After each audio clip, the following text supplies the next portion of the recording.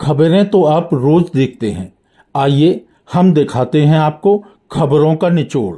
नमस्कार, मैं हूं अनिल शर्मा और आप देख रहे हैं अनिल शर्मा ऑफिशियल उरई निचोड़। मित्रों, उत्तर प्रदेश के बांदा जिले में पिछले कई वर्षों से 10 दिवसीय गणेश उत्सव का आयोजन होता आ रहा है। ये आज बांदा में प्रसिद्ध रंगकर्मी एवं सिने अभिनेता आरिफ सहदेवली के कसे हुए निर्देशन में लोकमान्य बाल गंगाधर तिलक नाटक ने हजारों दर्शकों को मंत्रमुग्ध कर दिया।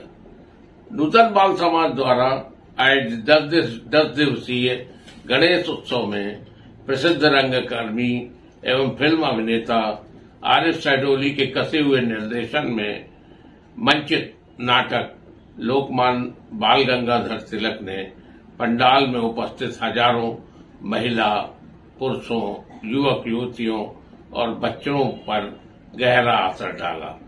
अंग्रेजों की गुलामी से भारत को आजाद कराने और भारतीयों को एकजुट करने के लिए महान स्वतंत्रता संग्राम सेनानी बाल गंगाधर तिलक ने पूरे देश में गणपति महोत्सव का आयोजन करने की योजना बनाई थी। इसके लिए उन्होंने पूरे देश में गणपति की मूर्तियां भेजकर 10 दिवसीय गणपति उत्सव करने के निर्देश दिए थे। इसके पीछे भाव यह था कि लोग जब गणपति उत्सव में इकट्ठा होंगे तो इसी दौरान स्वतंत्रता संग्राम से जुड़े हुए सेनानी उनसे संपर्क करके और अंग्रेजों के भारत से भगाने के लिए गोपनीय रणनीति बनाएंगे। इसके चलते 102 वर्ष पहले बांदा के स्वतंत्रता संग्राम सेनानी गोपीनाथ पेंढरेकर को बाल गंगाधर तिलक जी ने गणेश की एक प्रतिमा दी थी। इसके बाद बांदा में नूतन बाल समाज के पदाधिकारियों और बांदावासियों ने मिलकर गणेश भवन की स्थापना की। बाल गंगाधर जी तिलक की इस योजना से पूरे देश में और महाराष्ट्र में तो पूरे प्रदेश के गांव-गांव में 10 दिवसीय गणपति उत्सव शुरू हो गए।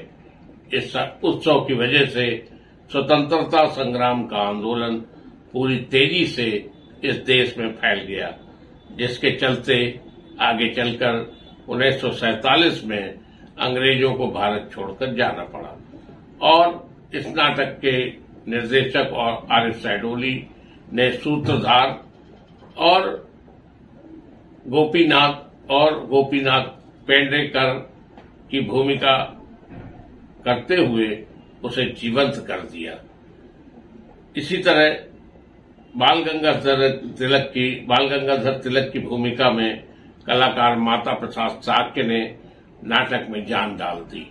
श्री तिलक ने मांडले जेल में बिताए 6 वर्ष, गीता रहस्य पुस्तक का लेखन तथा केसरी अखबार के प्रकाशन के बारे में भी इस नाटक में खूब जानकारियां मिली।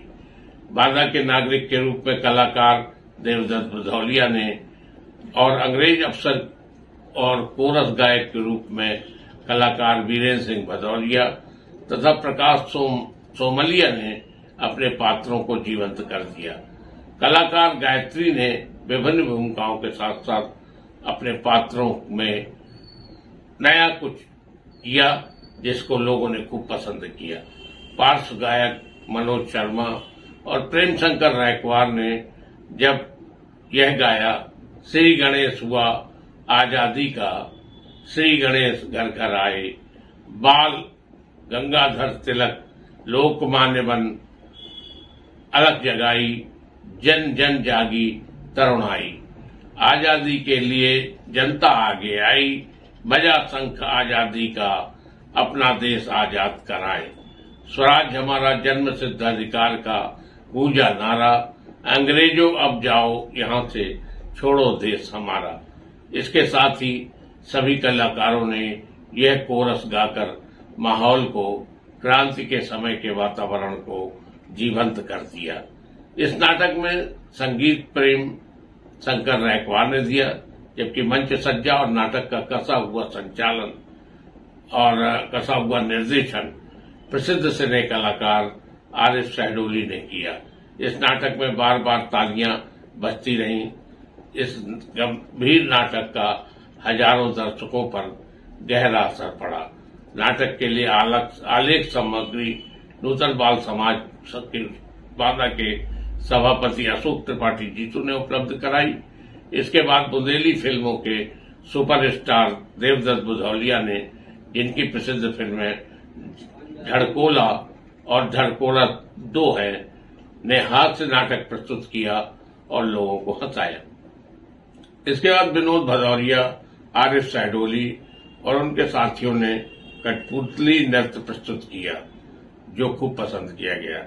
इस अवसर पर संरक्षक अध्यक्ष अशोक अवस्थी, संरक्षक मंत्री राकेश निषाद, विधायक प्रकाश द्विवेदी, पूर्व जज दयाराम गुप्ता, पूर्व सीबीआई जज अवधेश नारायण द्विवेदी, ज्योत्सना पुरवार, अरुण पुरवार, दंतोपंत गुर्जर, मंत्री विद्यासागर द्विवेदी, सत्यनारायण द्विवेदी, सुशील तिवारी, दिनेश दीक्षित, वरिष्ठ पत्रकार गोपाल गोयल, समाजवादी चिंतक आनंद सिन्हा, देश के प्रसिद्ध कवि केशव तिवारी, पूर्व प्रोजेक्ट मैनेजर जल निगम अरविंद शर्मा, निखिल सक्सेना, रोहन सिन्हा, अरुण निगम पत्रकार, इंजीनियर अरुण शर्मा, राजेंद्र शर्मा, आशुतोष त्रिपाठी, शशांक द्विवेदी, सचिन त्रिपाठी सहित सैकड़ों गणमान्य लोग मौजूद थे।